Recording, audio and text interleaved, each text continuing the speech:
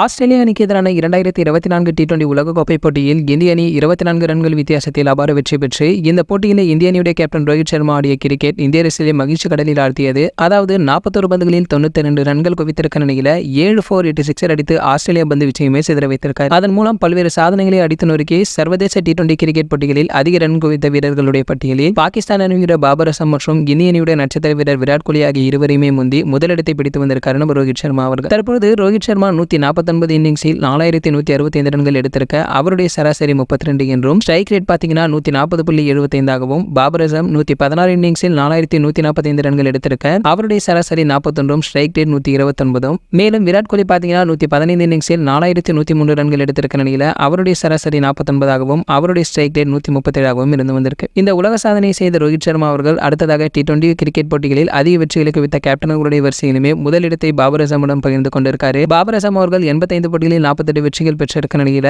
அவருடைய அதிக வெற்றி குவித்த சாதனையை சமன் செய்திருக்காரு ரோஹித் சர்மா. 60 போட்டிகளில் 48 வெற்றிகளையுமே பெற்று வந்திருக்காரு. இந்த போட்டியில் தன்னுடைய 200வது சர்வதேச T20 சிக்ஸரை கடந்த ரோஹித் சர்மா அதன் மூலம் சர்வதேச T20 போட்டிகளில் 200 சிக்ஸர் என்ற மைல்கல்லை கடந்த முதல் வீரர் என்ற சாதனையுமே செய்திருக்காரு. அதனால அவருக்கு வாழ்த்துக்கள் குவிந்து வருவதும் அந்த வகையில் தோனி அவர்கள் ரோஹித் சர்மாவுக்குமே வாழ்த்து தெரிவித்திருக்காரு.